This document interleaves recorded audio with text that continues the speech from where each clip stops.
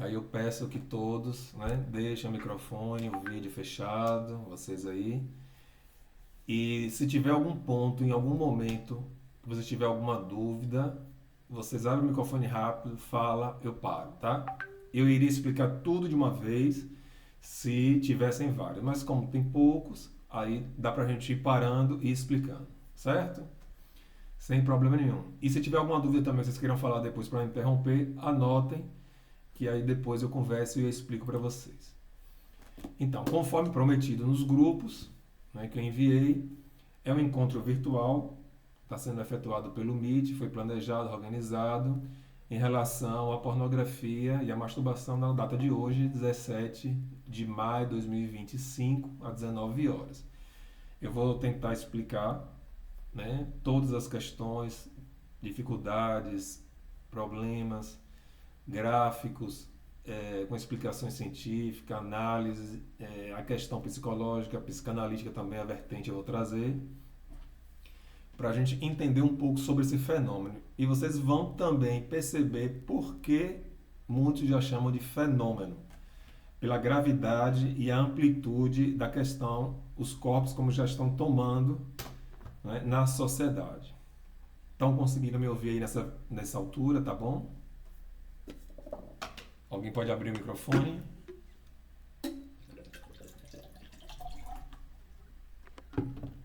Estão conseguindo? Yes. Ok. Sim. Então vamos lá. Começando. Como é que a pessoa pode entender, saber ou perceber que já tem algum sintoma ou está viciado?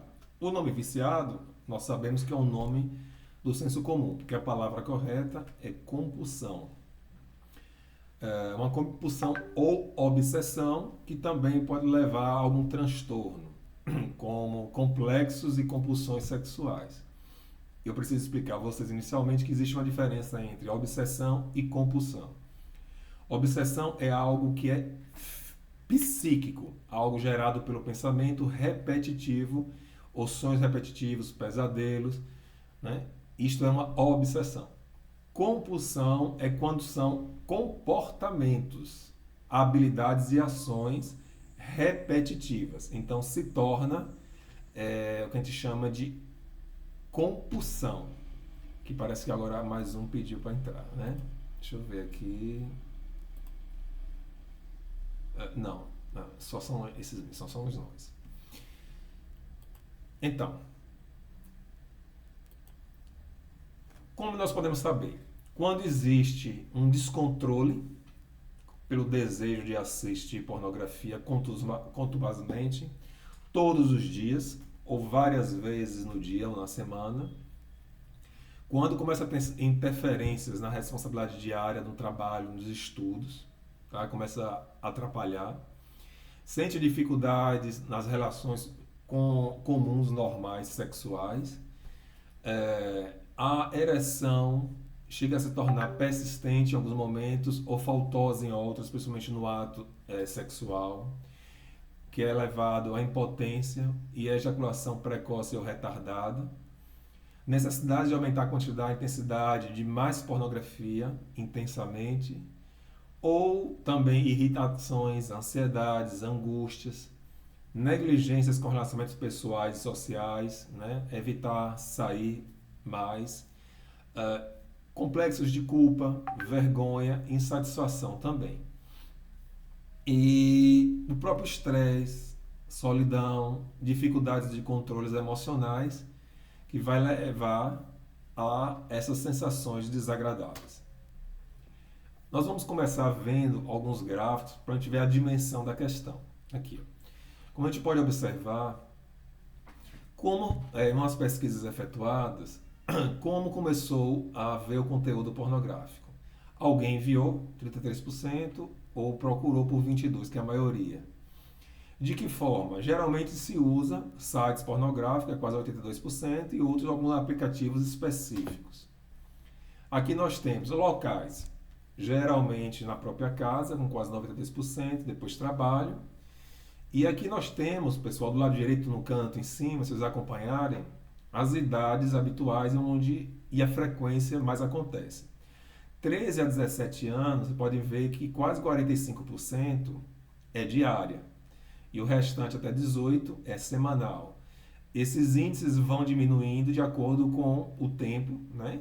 E depois dos 50 ele cai bruscamente para menos de 18% diariamente, como também a taxa de testosterona, o desempenho, né? O casamento, os envolvimentos, tudo vai começando a coincidir para que a taxa reduza. A frequência também entre casados, né? Na barra embaixo, esquerda, e depois nós temos a direita. O casados é um pouco menor, mas não tão diferencial dos solteiros. Então a gente já percebe aqui que a quantidade de casados que continuam aplicando e praticando ainda é substancial. A frequência, né? Nós temos aí também do lado esquerdo, deixa eu tentar abrir aqui, eu falei que não ia abrir, mas vamos tentar abrir para mais alguns entrar. Ok, Fábio, mantenha o microfone e o vídeo desativado, por favor, viu? Aqui nós temos os femininos, né, com um índice bem menor, de 28%, com o uso diário semanal, enquanto os rapazes, os homens, né, é na faixa de 40 a chega a 80 o uso semanal. Isso indica, confirma mais uma vez, que as mulheres têm um uso muito menor. Embora nos últimos 10, 15 anos, né, esse percentual vem mudando porque mais mulheres estão usando também a pornografia. Só que elas usam com outro sentido, com outra intenção, diante de diversas outras observações que a gente também vai estar vendo aqui. Ó. Outro gráfico, você concorda que a pornografia seja algo bom? A grande maioria, né, confirma que é algo muito ruim, 26% ruim. No outro gráfico, nós temos um outro questionário. Gostaria de parar? 72% gostariam, enquanto 13% manter da mesma forma. Qual a importância você atribui à religião? 67% muito importante e outros 23%. Ou seja, isso aqui representa, basicamente, no nosso caso brasileiro, um país geralmente de origem cristã. Então é por isso que interfere. Quais os motivos? Vocês estão começando a perceber no gráfico em cima que existe uma diferença, né, da intenção. Os homens, com 36%, é maior prazer, enquanto a mulher é 26%. Para reduzir o estresse, o homem é 24%, a mulher é apenas 8%. Tédio ou curiosidade, no homem chega a ser 11%, na mulher 34% de curiosidade. Ou seja, a intenção do uso para reduzir o estresse é muito maior do homem, como uma válvula de escape, do que a mulher. E a mulher é mais pela curiosidade. Qual o motivo você vê o conteúdo? Prazer, né, sexual diretamente, 60%, alívio do estresse, 37%, curiosidade, 27%, tédio e diversão, 14%. Né? Então, vocês estão percebendo que o estresse ele continua preponderante em relação ao prazer e o orgasmo direto. Quais os sentimentos você tem depois que você acaba praticando? A culpa, 52%, né? Partes aqui por causa da religião. Frustração, 43%, satisfação ou indiferença. Né? Aí são os sintomas, os sentimentos que perduram depois. Então a culpa e a frustração fica com mais de 90% nesses índices aí. Aqui é interessante a gente observar nesse outro gráfico em cima em relação às religiões e à periodicidade. Nós podemos ver novamente que, embora nós tenhamos muitos católicos, né, de fato, nós tenhamos muitos católicos, o que é que acontece? A gente tem aqui os protestantes evangélicos com índice um pouco menor da periodicidade do uso. E os espíritas e os outros aqui são bem menores. Então, o fato de ser religioso não significa que tenha uma diferença muito substancial. Os sentimentos que são visualizados aqui pelo conteúdo pornográfico. Eu vou reduzir aqui e fechar o gráfico para a gente conseguir visualizar melhor. Vocês estão vendo o gráfico agora embaixo? Nós temos aqui, ó, em relação ao sentimento. Os protestantes, os evangélicos, eles sentem muito maior culpa, com 40 a 31% dos entrevistados. Já o espírita e o católico é mais a satisfação e a alegria. Então, os sentimentos são completamente diferentes e o contexto. Vamos ver mais alguns dados estatísticos. Essa parte eu sei que vai ser um pouco cansativa, mas eu vou pedir que vocês tenham um pouco de paciência para a gente ver como está esse fenômeno, né? Então a gente vai começar pelos gráficos aqui, uns dados, mesmo atrasados de 2014, já desatualizados, que lógico esses índices são maiores. A gente tem 53% adolescentes foram classificados como relatando sintomas e algum problema. Entre os japoneses, 36% dos 16 a 19 anos já tinham problemas com a sexualidade, a relação sexual mesmo. Enquanto em 2008 esse índice já teve uma mudança substancial de mais de 17,5%. Dos homens de 20 e 24 anos, nós temos aqui um salto de 11% para 21%. De 45 a 49, uma mudança de 8 para 22%. Em 2008, na França, se descobriu em outra pesquisa que 20% dos jovens não tinham mais interesse nenhum sexual. Em 2012, outra pesquisa com 1.500 jovens, 56% responderam que os seus gostos pornográficos haviam se tornado progressivamente depravados. Deixa eu ver se mais alguém entrou aqui, pediu. Vamos lá. Então, continuando. Mais informações aqui, estatística. Dos brasileiros agora, 42%, né? E dos meninos e meninas já usam as redes sociais desde os 9 a 10 anos de idade. Seguido de 71% com 11 e 12 e 80% de 13 a 14 e 83 a 15. Ou seja, fácil acesso à internet, nós já sabemos que é uma possibilidade por causa da conexão veloz e rápida. Nos Estados Unidos, 25% dos adolescentes disseram que foram expostos à pornografia. Adolescentes. 90% dos meninos, 70% das meninas de 13 a 14 anos acessavam pornografia pelo menos uma vez ao ano. Desses 35% disseram assistir de forma crônica já.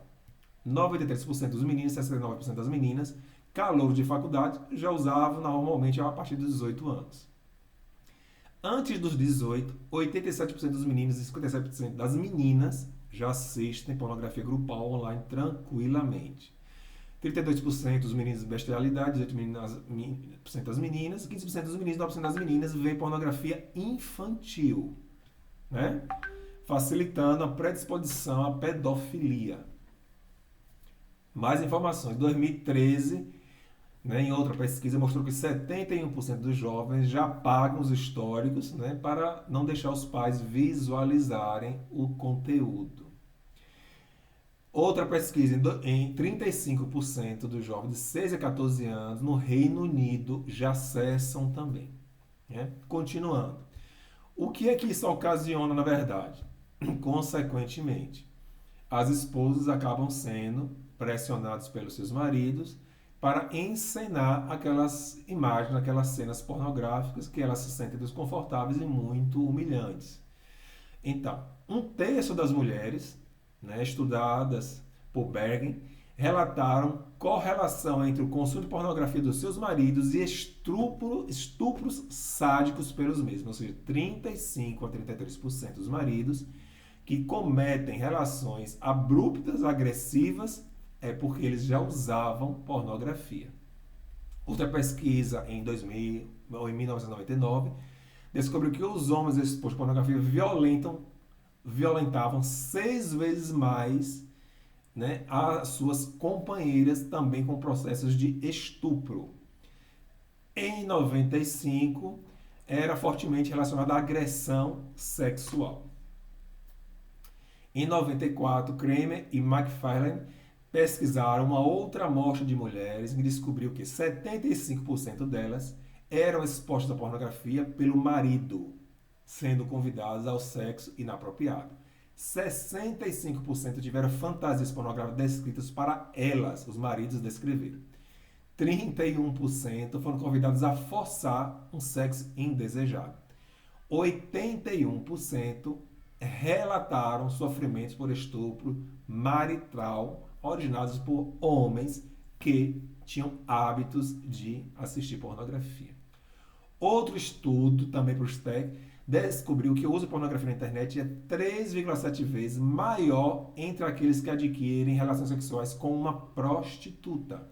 Ou seja, uma pessoa que tende a assistir vai tender também, obsessivamente, para se realizar sexualmente daquela forma.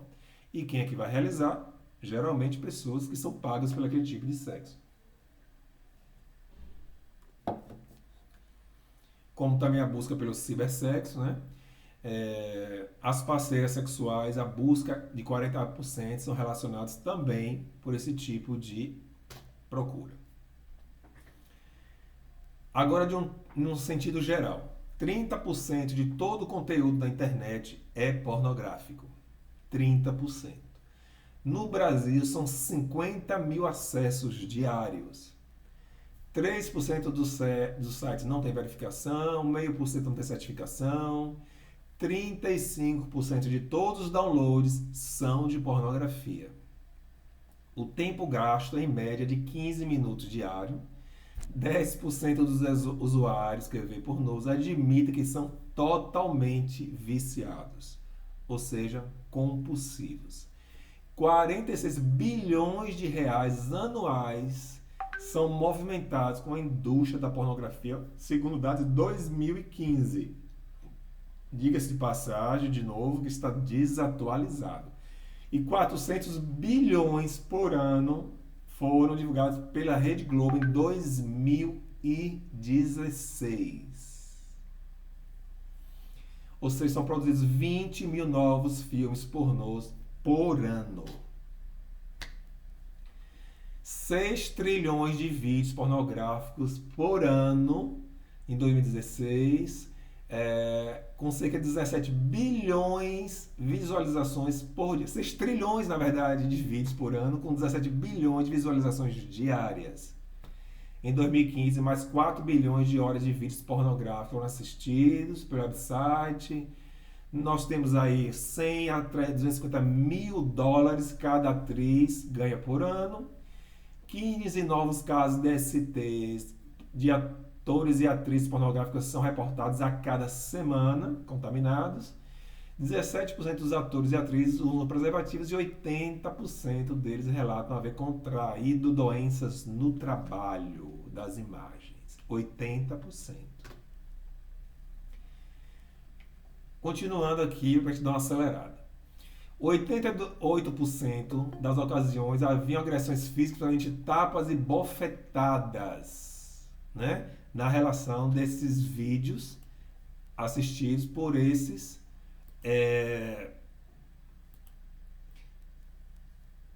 produzidos por esses atores, ou seja, agressões mesmo que elas sofrem. Aqui a grande maioria são mulheres, né? Como também relatado, 87%, 94% das vítimas, né, eram de fato mulheres e precisavam usar o quê?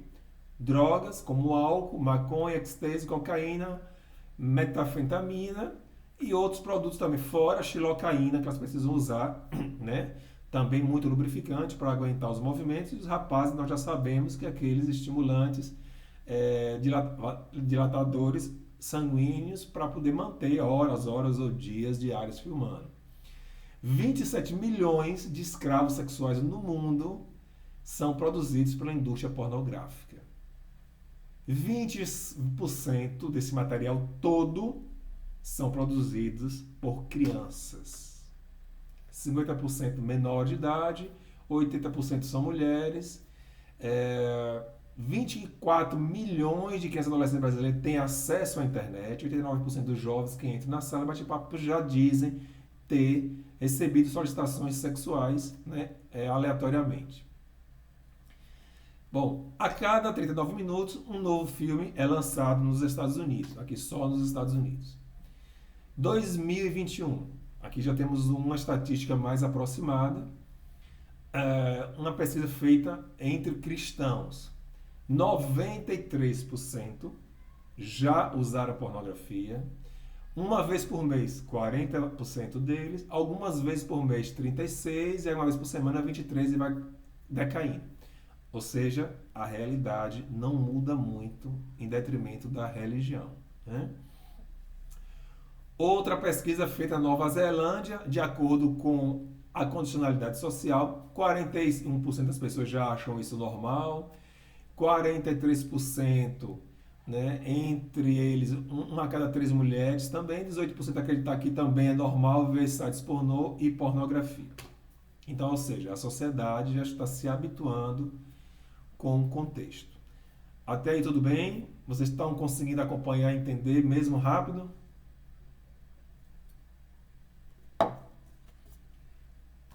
Vamos agora, pessoal, para os sintomas das consequências individuais, né? Nós vemos os dados estatísticos, o fenômeno que vem acontecendo, os bilhões e bilhões e bilhões de dólares, os investimentos e gastos de despesas, ou a quantidade e as consequências de larga escala. Agora a gente vai ver a questão física relatada em 2014 pela revista JAMA, ok? Na Alemanha. E aqui nós vamos poder perceber os danos causados, né? Ou seja, quanto mais a pessoa vai tendendo a assistir a pornografia, vai acontecendo um processo neurológico no cérebro mesmo. Ou seja, há uma redução da massa da matéria cinza dos circuitos cerebrais. Ou seja, essa recompensa, essa busca, motivada por essas decisões compulsivas, vai trazer menos conexões saudáveis ao cérebro. E aí essas recompensas vão ficando entorpecidas e lentas, acontecendo o que a gente chama de dessensibilização. Nós vamos ver depois uma foto de um cérebro normal e uma foto de uma pessoa extremamente compulsiva por anos também, para vocês verem a diferença. Essas conexões nervosas do circuito de recompensa do córtex frontal pré-frontal, eles vão piorando e diminuindo com o tamanho, de acordo com a escala das inadequações e da permuta e continuidade do uso, né? Como se fosse naturalmente uma droga. Qual é a diferença em si de uma droga química para uma compulsão pela necessidade do dopamina? A única é que a droga química, maconha, ecstasy, LSD, cocaína, heroína, oxi atualmente, né, a própria maconha, ela vai trazer um dano químico neurológico. Então, assim, o problema vai trazer uma dependência mais rápida, veloz e com uns danos maiores. Mas não é muito diferente em relação à pornografia, porque vai ter uma necessidade dopaminérgica e serotoninérgica, né, pelo uso, produzido pelo próprio cérebro. Quanto mais pornografia é usada, menor é a ativação das recompensas do próprio cérebro, exigindo mais estímulos. Então a gente vai ter o quê? Consequentemente, uma sensibilização das vias neurais por essa dependência exagerada a esses estímulos, como também uma dessensibilização das respostas ao prazer, como se fosse mais uma anestesia em que quanto mais você usa, mais você vai requerer, mais você vai ficar obsessivo e compulsivo ou viciado. é como a droga. Vai acontecer uma hipofrontalidade, que é uma inibição dos comportamentos associados à execução, né? Aquela questão, a pessoa vai ficar apática, vai ter sensações de ansiedade, de dessocialização, não vai querer mais sair de casa, né? Vai ficar pensando, tendo lembranças, visões, sonhos, pesadelos recorrentes e constantes daquelas imagens. Vai ter também uma alteração do estresse, porque além de um desgaste físico, se vocês não sabem, o que é que acontece? Quando há uma ejaculação, há uma perda de zinco, potássio, minerais, proteína, sais, minerais e muita vitamina. Então, quando a pessoa tem um hábito excessivo e irregular, diário ou várias vezes ao dia, vai exigir do organismo, obviamente, uma produção muito maior de todos esses líquidos e esses minerais para ser expelido.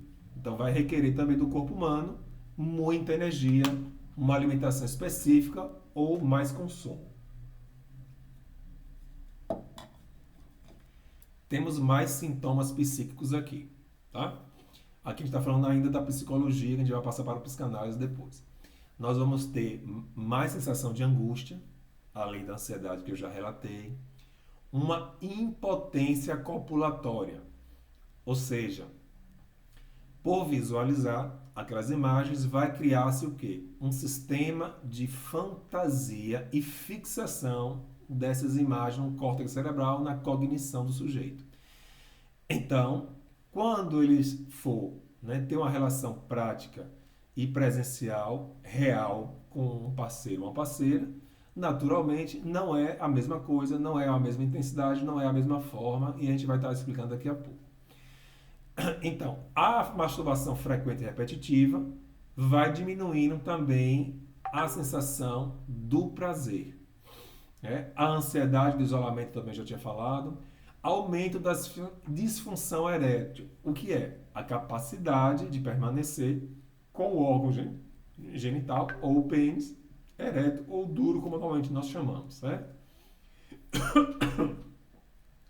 Vai começar a apresentar gostos mórbidos por pornografia, naturalmente, pela quantidade, dificuldades de concentração, inquietação excessiva, pode acontecer lapsos de memória e esquecimento,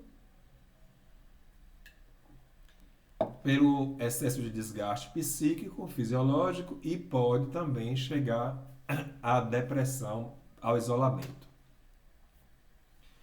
Nós temos mais sintomas também psíquico-fisiológicos. Quando estiver faltando, pessoal, 2 minutos para as 20 horas, se eu tiver aqui e esquecer, vocês me dão um aviso, que a gente vai dar uma parada para entrar no segundo link, tá? Com intervalo. E aí a gente dá continuidade, fecha e parte para as perguntas.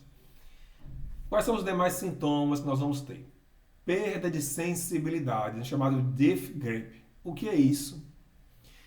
Ou seja, quando se está manipulando o órgão genital, o que é que vai acontecer com a psique? Você vai começando a adaptar cognitivamente.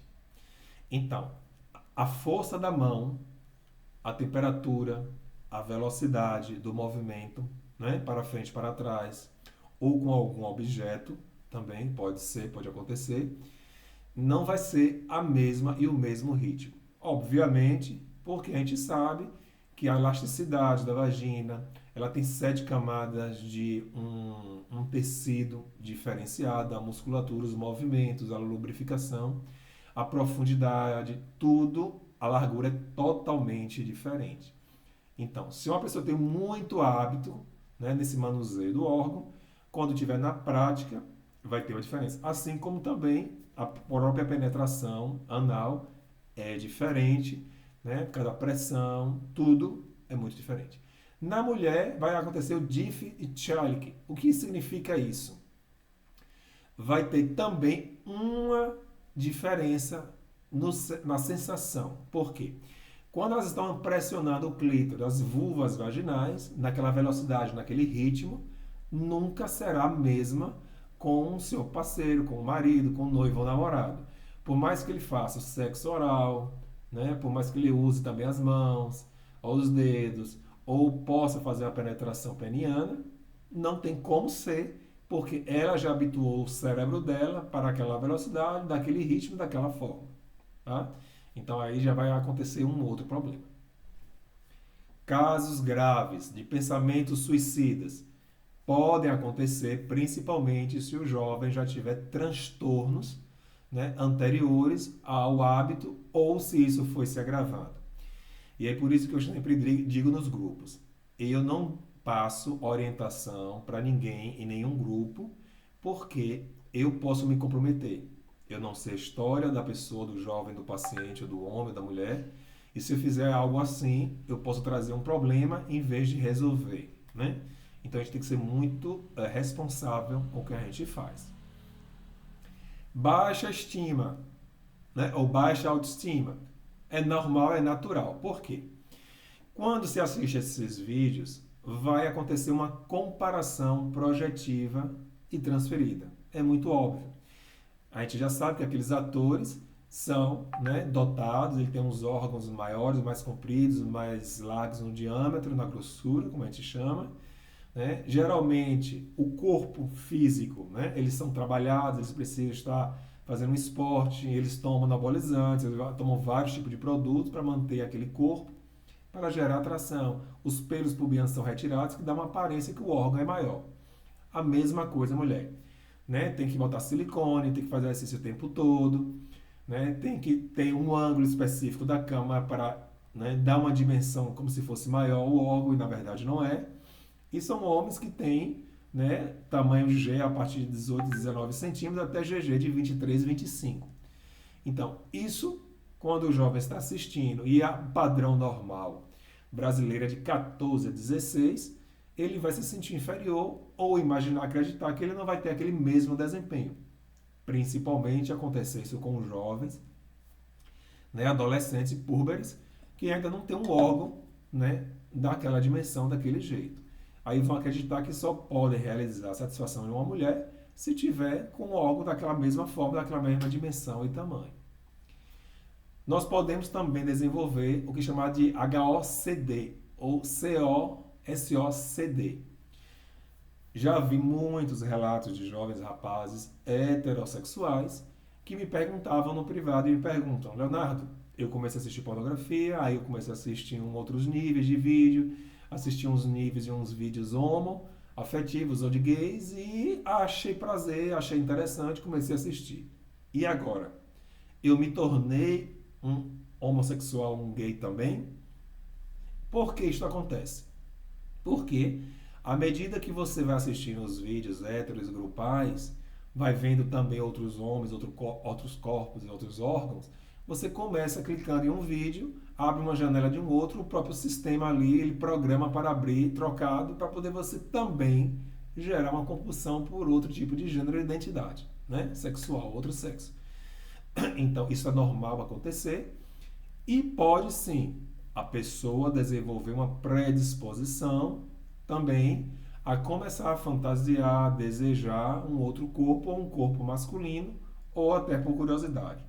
Então, já conheci também rapazes e jovens que eram heterossexuais, por determinado momento, acabaram cedendo por muita insistência e nesse ceder se relacionam intimamente e começaram a se relacionar também com outros rapazes e outros homens, inclusive até noivos, certo? A sexualidade ela pode ser fluida.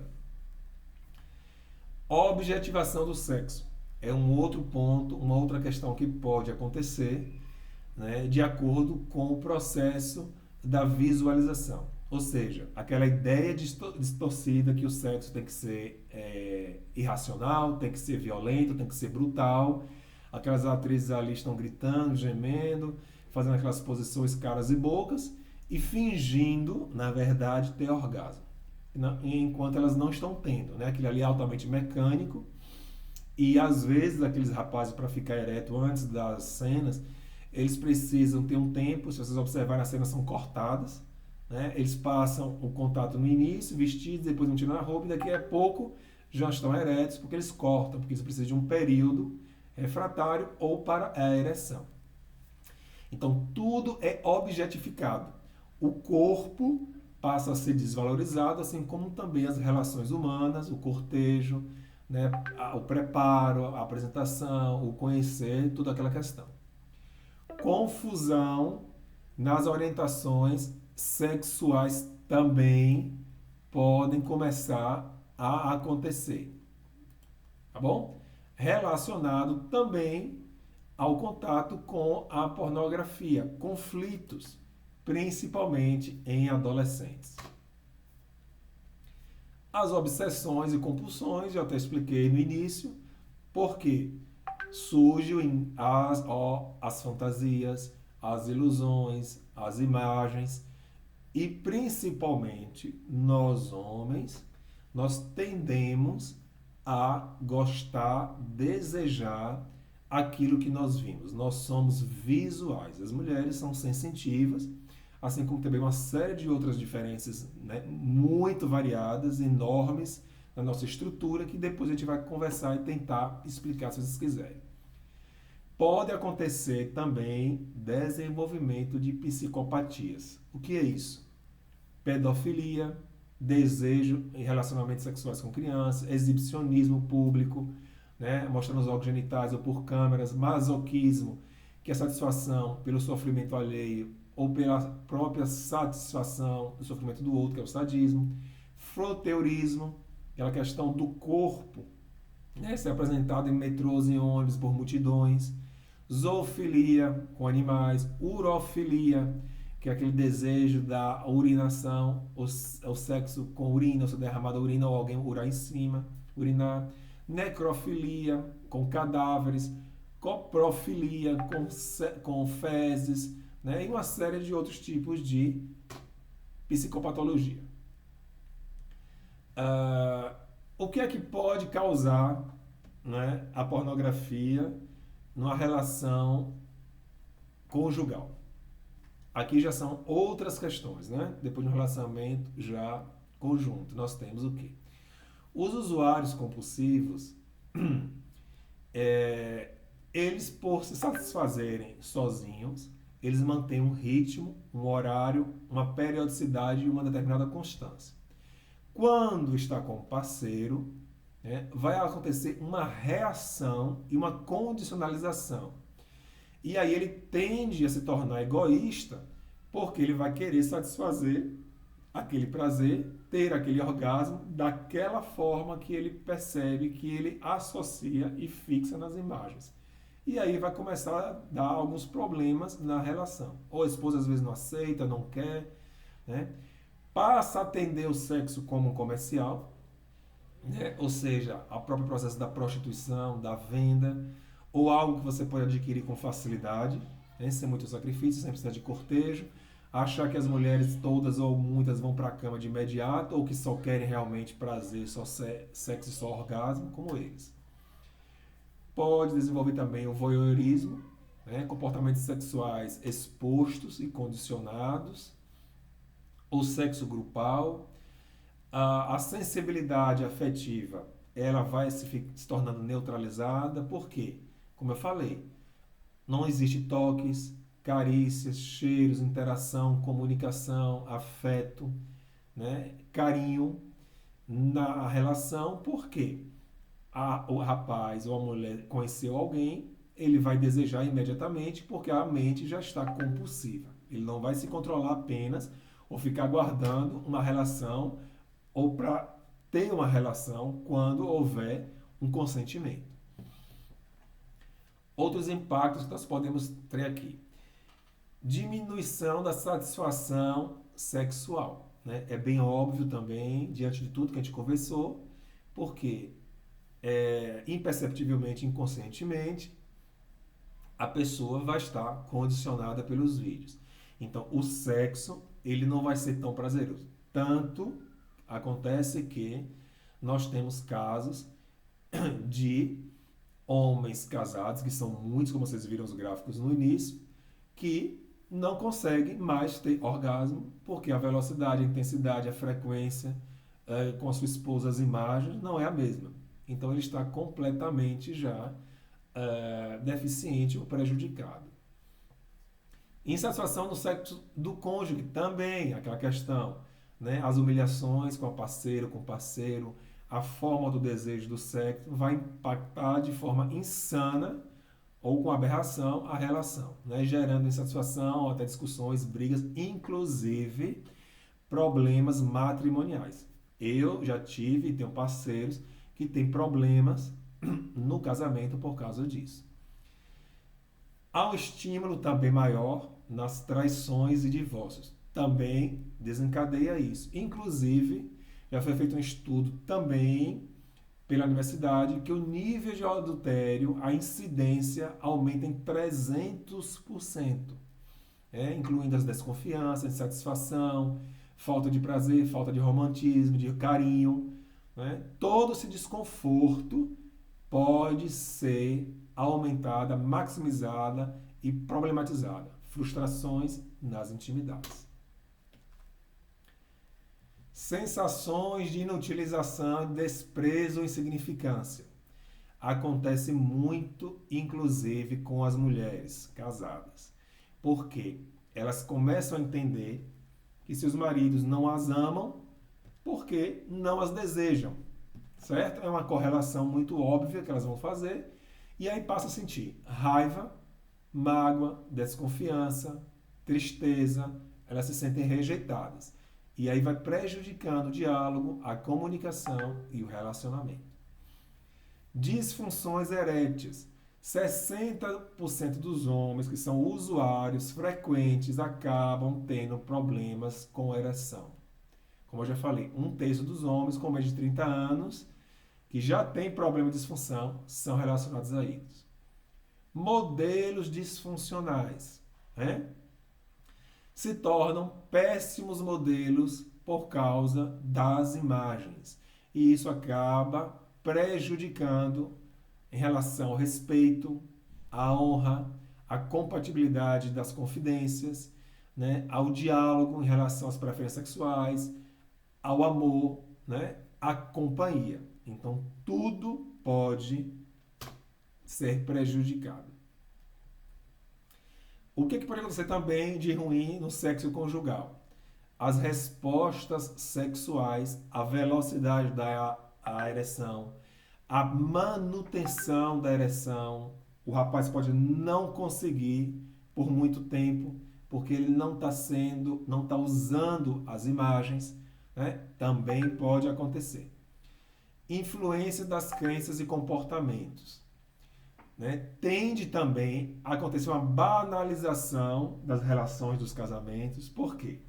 De tanto visualizar corpos, mulheres e homens com corpos diferentes, o corpo da esposa ou do companheiro ou do marido já não vai ser a mesma coisa. E se a pessoa não tiver um corpo escultural, exatamente como aquelas imagens dos atores e das atrizes, ele vai também tender a ter uma frustração, uma desrealização. Crimes sexuais, feminicídio, abusos, espancamentos, pode acontecer também agressões. Já sabemos que os grandes partes dos feminicídios também espancam e têm problemas com pornografia. Castração visual pelas fantasias também, que está muito correlacionado, que nós já conversamos anteriormente.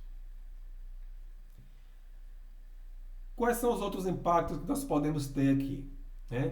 Declínio da dopamina. O que significa isso? Ou seja, quanto mais você usa habitualmente, vai acontecer uma readaptação nos seus neurônios e aquele ciclo dopaminérgico já não vai ter o mesmo potencial. É igual ao usuário de droga. Ele usa a maconha durante um tempo, depois há um convite para a cocaína, o efeito da maconha já não faz mais um surto, mais o mesmo, aí ele parte para o crack ou uma quantidade maior da dose. Porque o efeito já não é mais o mesmo, porque o cérebro já ficou viciado naquelas substâncias. Diminuição também do risco e aumento da ansiedade, porque vai aumentando o uso, vai se aumentando os sintomas e criando-se transtornos. Capacidade de concentração também, a memória vai reduzindo, né? Porque a pessoa já perde muito tempo. Muitas das vezes, de madrugada, de noite, várias vezes seguidas, já não tem um sono habitual normal. E a própria falta de motivação para uma antecipação que não é mais saudável, né? E aí vai vir o quê? Possivelmente a apatia e procrastinação também. Por que procrastinação? Porque ele já está, né, com o cérebro, com a fisiologia, os desgastes, as ejaculações e tudo mais, já comprometida. Então, ele já não tem mais aquelas motivações, ele já começa a ter vários sérios de problemas paralelos, né? Até a própria depressão, como a gente já conversou anteriormente. Então, pessoal, voltando aqui, eu vou fechar rapidamente o compartilhamento. A gente só tem 1 minuto, certo? Vai cair aqui a apresentação, o Meet. Você já tem lá o segundo link, né? Todos têm, vão lá na postagem. Quem não tiver, me procura no privado, que eu mando, certo? Aí vocês entram imediato, tá ok? Então, a gente vai partir já para o finalzinho, já está na parte já da psicanálise, e a gente vai ver algumas imagens e fotos para vocês entenderem melhor na prática, e nós vamos tirar as dúvidas, tá ok? Então, a qualquer momento vai cair, entrem de imediato no outro link, daqui a 2 minutos, certo? Enquanto eu converso com o pessoal no grupo. Até.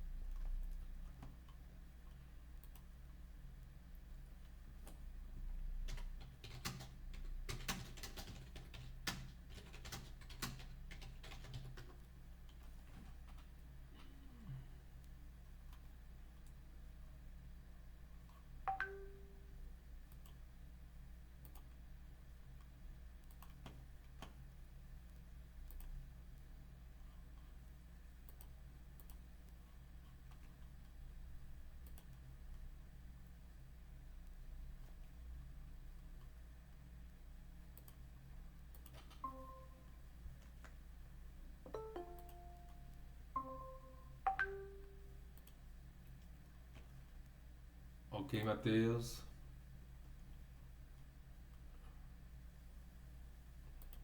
Agora só um pouquinho, o pessoal geralmente atrasa, mas a parte mais chata, a gente mais cansativa, eu tô ficando rouco aqui, bota até mais água pra mim.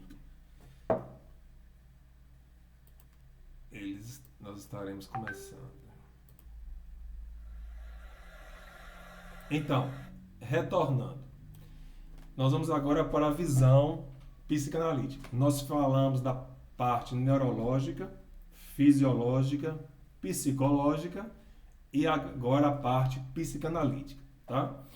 A visão psicanalítica é bem diferente em alguns aspectos da psicológica. A psicologia trabalha com a parte comportamental, habilidades, ações, questões mais atuais.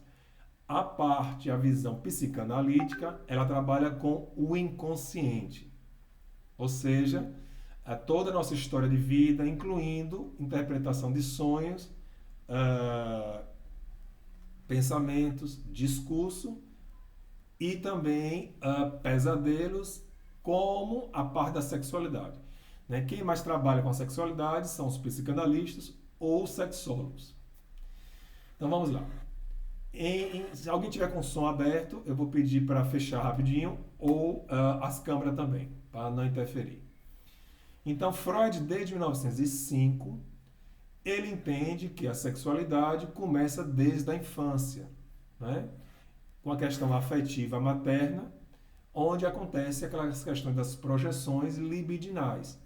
A primeira sensação do carinho, do afeto materno, das carícias, o peito materno, e aí vai se desenvolvendo aquele desejo pelaquele corpo daquela mulher daquela forma.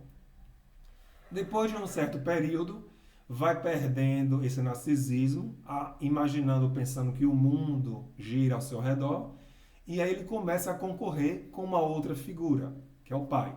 Por quê? Quem é que tem um pai? É a mãe. Então ele quer começar a se identificar com o pai para reconquistar aquela mãe que ele começa a perder. E o pai vai fazer o processo castrativo. Ele vai começar a dizer, não, você não pode dormir aqui na cama mais, né? Mamãe está ocupada, né? Vamos sair, vamos para tal lugar. Ele começa a observar as carícias e o afeto da mãe que começa a se aproximar do pai de novo, porque ela já não tem aquele tempo integral apenas para a criança, que são aqueles cuidados iniciais da higienização, do carinho, do botar para dormir, né? Aquilo não existe mais. Então ele vai perdendo, ao mesmo tempo que ele vai desejando.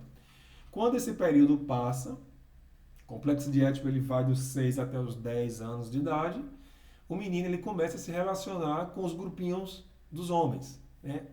Os clubes do Bolinha e o clube da Luluzinha.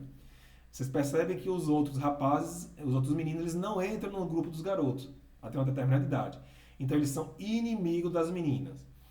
Depois dos 10, 11, 12 anos, começa a surgir a questão da puberdade. A testosterona começa a funcionar e aí eles começam a desejar, de uma forma fisiológica também, essa carícia perdida. E vão partir agora para as meninas, para as garotas, para as outras adolescentes. E também, junto com o contexto do grupo, ele vai concorrer com os outros garotos.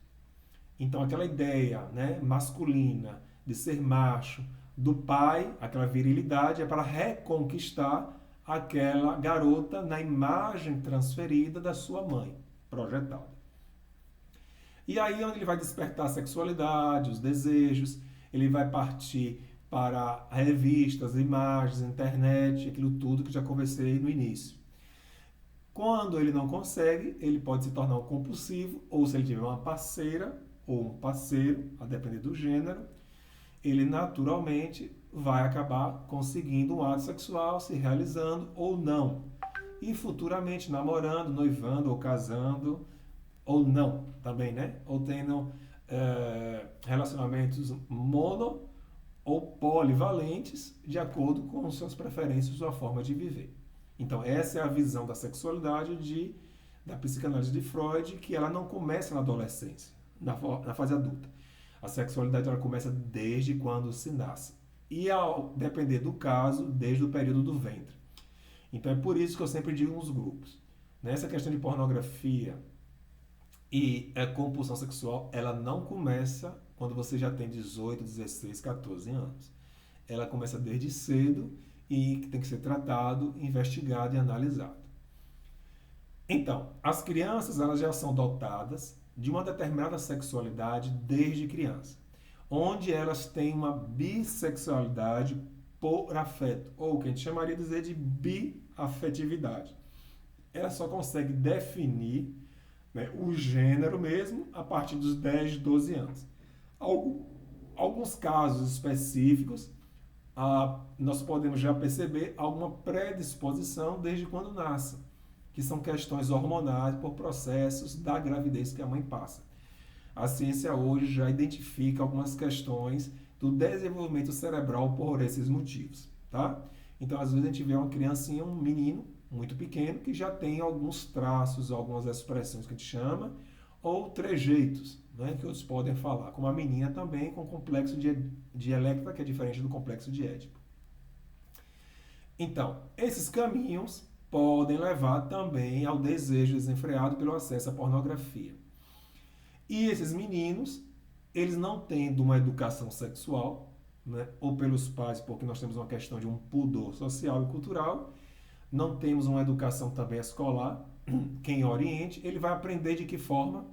Vendo a pornografia através de um vídeo, um coleguinha que manda, ou uma revista, alguma coisa da espécie, ou procurando ali na internet, como a gente já viu ali, que os garotos de 12, 10, 9 anos já estão visualizando e têm acesso, né, com muita facilidade.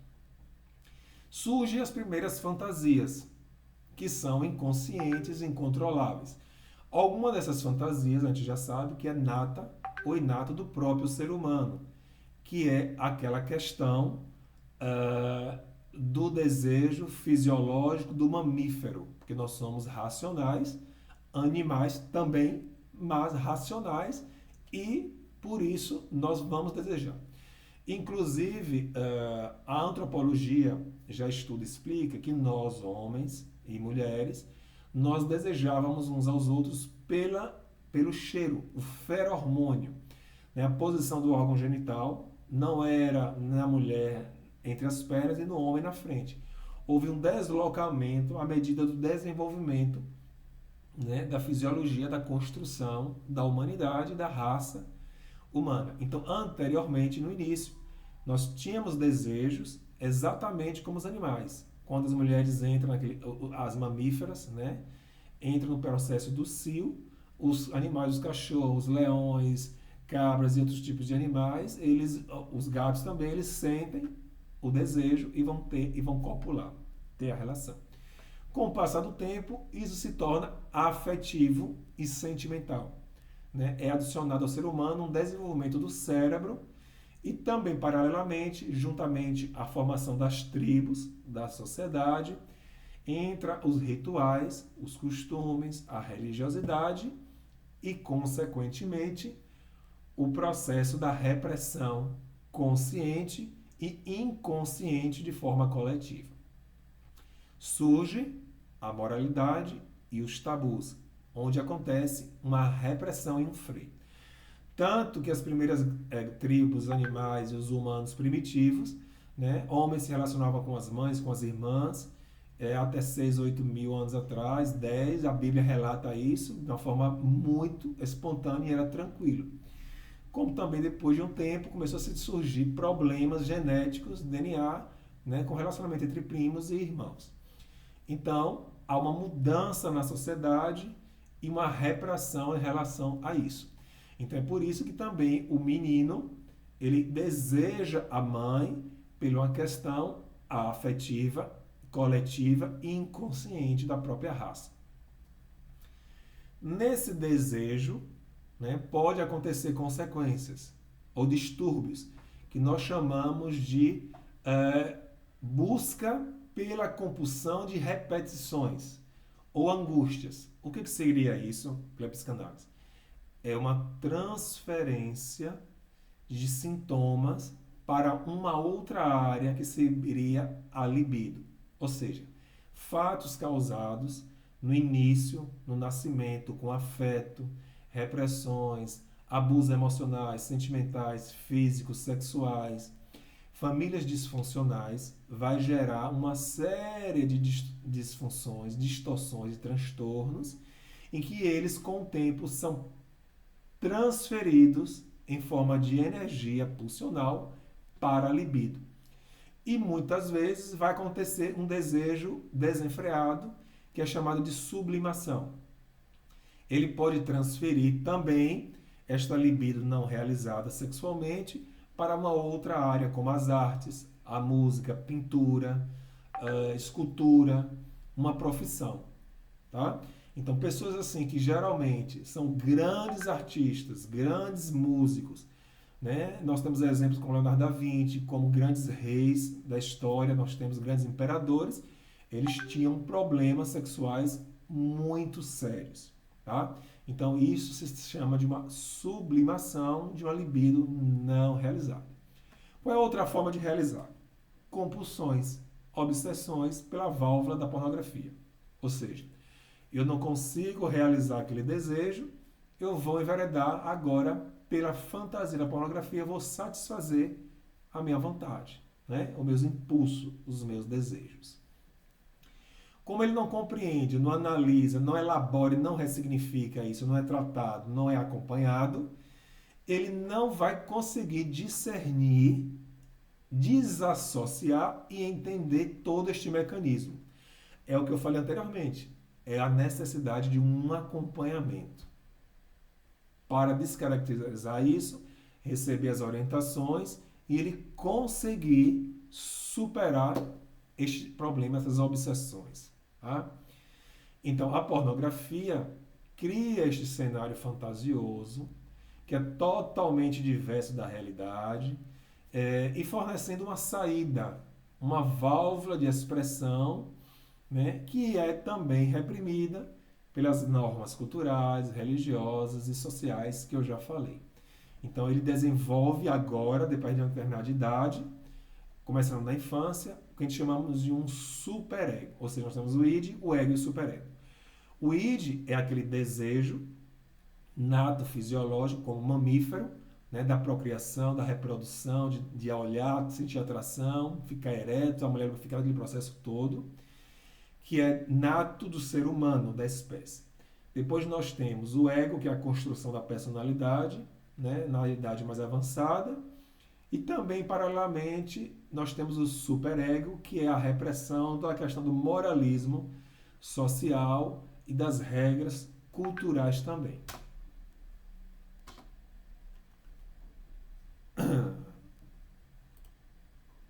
Não está passando. Deixa eu ver aqui. Pronto. Continuando.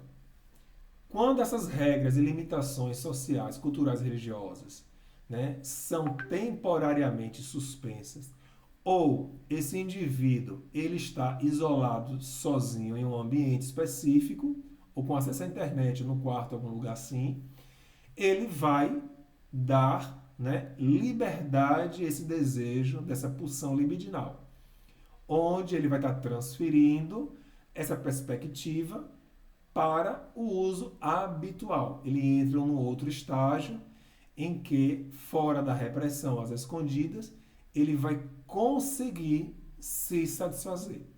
Então, ele deixa esse processo todo, desse mecanismo moral, para entrar em suas realizações e nos seus desejos, mediante uma segurança e uma privacidade, onde ele vai estar longe dos julgamentos e das punições sociais mesmo. As religiões que nós temos aí ao longo do tempo, principalmente o cristianismo, como eu já falei antes, ele vai ensinar uma modéstia, uma castidade e, consequentemente, uma repressão.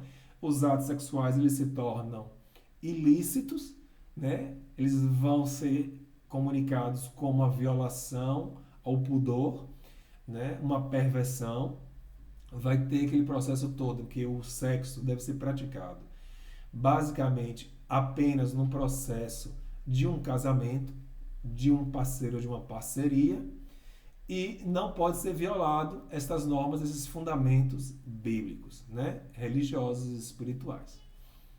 E como o nosso país é católico, hoje, né, uma tendência maior ao protestantismo e ao evangelismo, então surge esse problema. Países europeus de primeiro mundo, né, a situação é totalmente diferente, é tanto que a homoafetividade é muito liberada.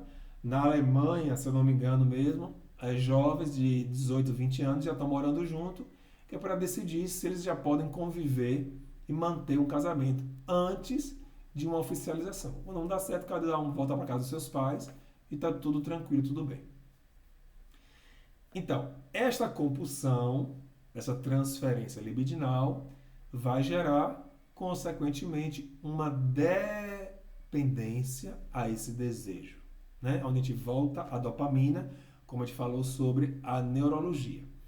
Esses comportamentos repetitivos podem gerar uma parafilia. Lembra que eu falei anteriormente? A zoofilia, pedofilia, pederastia, né? Aquela questão do desejo por urinar, por fezes, voyeurismo, expressões públicas, né? Vontade de mostrar seus órgãos, estão todos ligados a distúrbios afetivos e culturais, tá?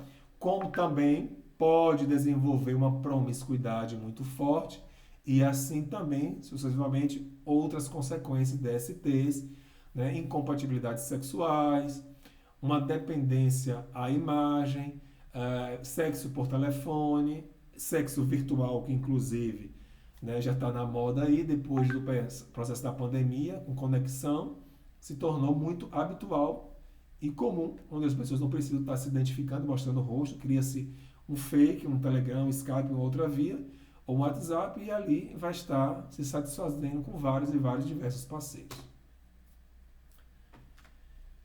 Bom, aqui agora a gente vai estar falando sobre os desafios de uma reinicialização.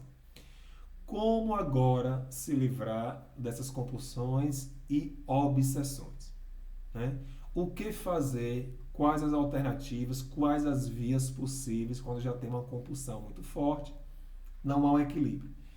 Eu vou estar aqui fazendo alguns comentários rápidos, breves e muito simples de algumas consequências quando se para, né, repentinamente, que também não é uma forma correta, tá?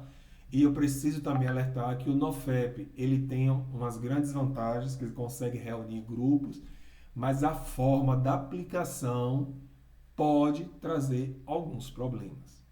Então, precisa ter um acompanhamento para não se trazer outro tipo de situações, tá? O que vai acontecer primeiro? Uma abstinência severa, uma parada repentina. E o que é essa abstinência?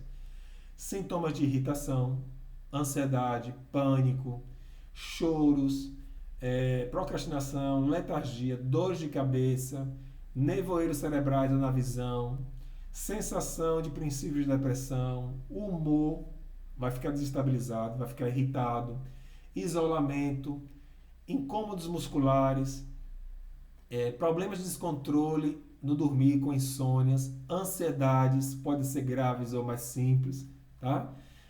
Como também outras questões que eu vou estar explicando. Sintomas mais graves e que são menos comuns. Isso vai depender muito do nível de obsessão e compulsão. Urinar com mais frequência, tremores, vômitos, náuseas, tensões, a pressão pode aumentar ou diminuir, dificuldade na respiração, desespero, calores, sensação de frio, porque é um desequilíbrio hormonal na progesterona ou na testosterona nos rapazes, perda de apetite, fome, sonhos molhados, aquela questão da poluição noturna que a gente já conhece nos rapazes, sêmen sendo vazado juntamente com a urina no banheiro, porque começa a produzir e os testículos fazem pressão. Conheço um rapaz que me relatou isso. Quando ele urinava, saía também sêmen na urina. Ele começou a perceber que precisou ir no urologista para resolver. Dores também circulares nos vasos dos testículos, nas gônadas. Por quê? Esse espermatozoide ele é produzido com uma determinada quantidade e se ele não for liberado, ele vai pressionar os vasos. Com o tempo, ele vai ser consumido pelo organismo, tá? Mas se isso for repentino, logicamente o incômodo vai ser maior porque vai estar mais incomodado porque a produção de sêmen está muito habitual diariamente. Insônia já é normal, que já comentei antes, né? Pesadelos com aquelas imagens recorrentes, diárias, e quando vai tentar parar, esses pesadelos vêm com maior força. Por quê? Porque o cérebro está recorrendo ao desejo de novo para gerar nova dopamina, porque está habituado. E os próprios descontroles hormonais. Então, um outro nome técnico, né, que nós já temos aqui, de todas essas questões que nós vimos, é a liberação de dopamina, que é um distúrbio da dopamina e serotonina. A noradrenalina também, os receptores passam a produzir menos. Acontece uma plasticidade cerebral, que é uma outra linguagem técnica, que é a questão da capacidade de adaptação do cérebro. Né? Falando em termos técnicos, as conexões ficam enfraquecidas, perde a massa cinzenta, como eu já falei antes, surge uma hiperatividade de todo o sistema de recompensa, né? O cérebro vai exigindo mais e mais dopamina, os circuitos já não têm aquela velocidade, a conexão, e aí vai se perdendo uma série de prazeres. Dificuldade erétil, diminuição, ereção antecipada, ou ejaculação antecipada ou retardada.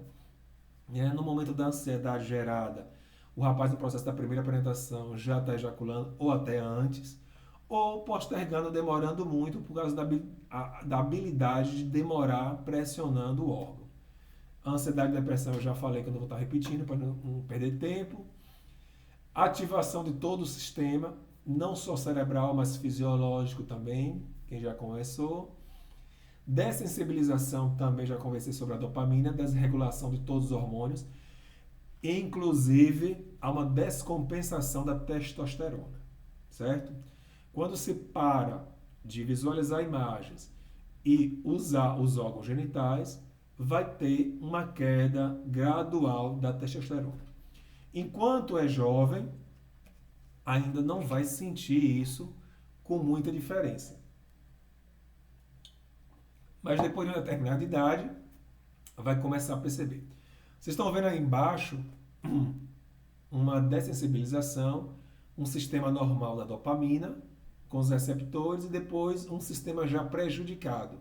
A quantidade de sinapses já não é mais a mesma e é por isso que requer mais e mais pornografia. Aqui no cérebro, a gente já tem aqui o córtex, as amígdalas, e a gente percebe aqui como é que essa dopamina ela é gerada nesse circuito e de onde ela vem.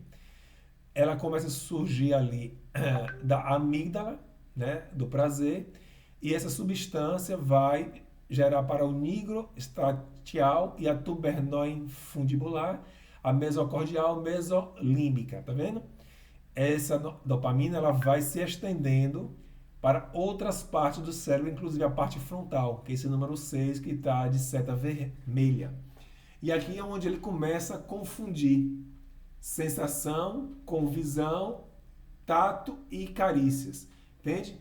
Então todo o processo num sexo praticante, presencial, real, é totalmente diferente. No sexo, pessoal, presencial, é gerado um outro hormônio, que é chamado de ocitocina. Esse hormônio ele só pode ser gerado no contato da pele. Então é por isso que o sexo presencial é totalmente diferente. Inclusive, os batimentos cardíacos são diferentes, as sinapses cerebrais são diferentes, a intensidade da dopamina e serotonina é diferente, o nível de prazer e satisfação é completamente diferente. Então, as formas de recuperação, né, é uma tentativa de restaurar essa sensibilização do circuito da recompensa do cérebro para haver uma nova readaptação a um prazer diário por habilidades mais comuns. E também é necessário reduzir a intensidade dessas vias, tá? Através de habilidades e comportamentos novos, restaurar esta força de vontade com outras atividades e reduzir o impacto do estresse dessa abstinência, que precisa ser feita de forma regressiva e lenta. Quais são as formas? Vamos lá. Remover toda a pornografia. é a primeira necessidade. Mas não deve ser feita de forma imediata. Este é o grande problema, tá? Nenhum tipo de compulsão e obsessão se pode parar de forma imediata, porque a abstinência vai ser muito forte e a tendência é recair de novo, que é o que se reclama o tempo todo em grupos de NoFap. Ah, caí hoje, eu só aguentei um dia, só aguentei uma semana, só aguentei um mês, e aí fica aquela reclamação em que não se resolve. Usar bloqueadores de pornografia. Sites específicos que a gente já conhece, já sabe. É uma via, mas não ser usada de forma imediata. Isso precisa ser feito tentativas por etapa. Certo? Já tive casos de jovens, acompanhei, que resolveu, Leonardo, eu vou usar um bloqueador. Falei, eu uso e faça um teste. Não adiantou. Usou o bloqueador no celular, notebook, foi parar no celular da mãe, da irmã e do pai. No momento que batia o processo da abstinência e do desejo forte. Contador de dias, é o que fazem muito em grupos de NoFap. Ah, consegui 7 dias, consegui 10 dias. É uma via? É. Pode ser interessante, pode pelaquela questão de que é um estímulo, certo? Agora, como se faz no grupo de NoFap, pode não ser interessante, porque vai estimular uns e desestimular outros. Os que não conseguem vão ficar chateados, abaixar a autoestima, vai gerar um outro tipo de problema concorrencial. Participar de fóruns, de grupos, de parceiros e amigos, também é uma via interessante, porque um vai dar força ao outro, vai orientar, vai falar, não, rapaz, você caiu, você consegue amanhã, dá aquelas orientações e conselhos simples, mas também, o que é que pode acontecer? Pessoas infiltradas, invadem o privado, e aí começa a se oferecer, começa a querer estimular, manda imagens, aí manda foto, essas fotos vão estimular, o tipo de conversa também pode estimular. Então esses grupos precisam ter administradores coerentes, conscientes, maduros para saber controlar e criar regras muito bem estabelecidas. Lembra que eu falei do cérebro? O cérebro saudável e o cérebro pornificado. Observem com atenção as imagens. A imagem em cima, a parte superior, a imagem embaixo já tem uma diminuição, uns buracos da massa cinzenta. O cérebro de cima, lado direito, ele tem um formato, e embaixo ele tem séries de buracos na lateral também. Perceberam aí a diferença? Outra forma também de recomendada de comportamentos. Manter um diário. Ou seja, anotar os registros de todas as progressões. Pronto, consegui hoje alguns dias, no mês que vem eu consegui já algumas semanas, eu consegui um mês, e ir de forma devagar. Lembrando e pensando que as quedas, as recaídas podem acontecer, certo? Exercício é importante porque vai promover uma distração, você vai exercitar o corpo, né? Vai trabalhar o temperamento, os hormônios, o estresse, vai desviar o foco, a atenção, só que o exercício pode aumentar a testosterona. E se você aumenta a testosterona, vai tender a ter um aumento da libido. Não há uma correlação muito exata, mas existe uma predisposição a aumentar. Tá? Então você tem uma parte boa, mas também tem a parte ruim e que pode gerar as consequências. Mas também gera distração, autoconfiança e aquilo tudo que eu falei sobre o humor e os hormônios. Precisa parar o isolamento, né? Aquele sintoma inicial de ficar na internet usando sites e conversar apenas com as pessoas da internet, isso não é saudável. Muitos jovens têm esse tipo de comportamento, né? Porque tem questões pessoais, afetivas, sentimentais, a forma como foi criado, mas a via correta é não ficar dentro do quarto.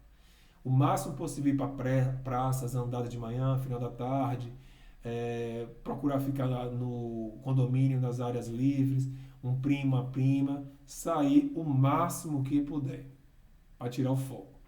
E que vai gerar o quê? Socialização, em que o cérebro vai também melhorar o humor e vai, né, parar a questão da depressão vai trabalhar também a redução do cortisol e adrenalina nesses estresses e ele vai conseguir se divertir. É uma outra via. Um outro ponto interessante que poucas pessoas usam, que é o processo da meditação, técnicas de relaxamento.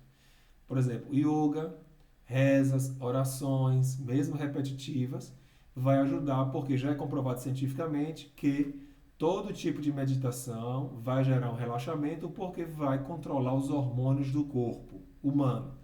Então é interessante, é importante e de fato ajuda.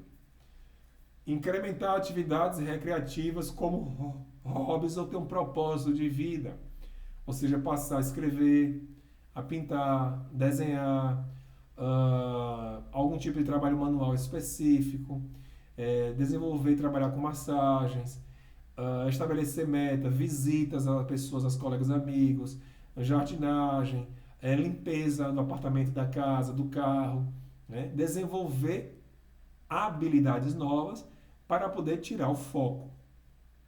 E essas atividades, né, são recreativas, elas vão gerar este propósito também e estimular a manter as metas, certo?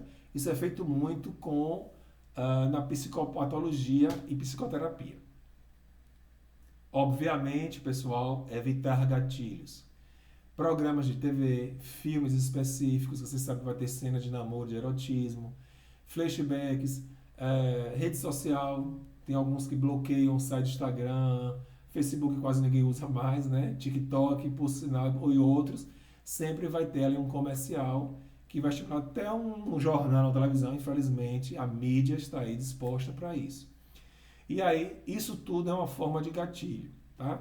Também precisa ser retirada de forma regressiva e proporcional. Cuidado com a procrastinação, né? Como eu falei anteriormente, não fique dentro do quarto, dentro de casa. Tem que criar uma lista de atividades com rituais, com horários estabelecidos e tentar manter aquela meta. Por fim, grupos de apoio, como já tem WhatsApp, se for um grupo de apoio terapêutico especializado da área, vai ser muito bom porque vai melhorar, maximizar a sua saúde mental. A terapia faz uma enorme diferença, como eu falei anteriormente desde o início. Por quê? O terapeuta ele tem um conhecimento especializado, que está capacitado, ele vai fazer uma análise da gravidade do problema, ele vai levantar o histórico, vai verificar todas as vinculações daquela compulsão, a origem, a causa, as consequências e vai trabalhar progressivamente, ou seja, regressivamente com esse paciente, ajudando não só na sexualidade, como todas as outras áreas. E, inclusive, a depender do terapeuta, eu mesmo às vezes converso com a namorada, converso com a esposa, com a noiva, com o noivo, com o parceiro, como também há a possibilidade de ser indicado um especialista da psiquiatria, a depender do nível da gravidade do problema. Porque se você retarda muito tempo ou demora, esse paciente pode entrar no processo de uma gravidade muito maior. E aí é analisado, né, abusos infantis, abusos sentimentais, afetivos, sexuais que podem ter tido acontecido.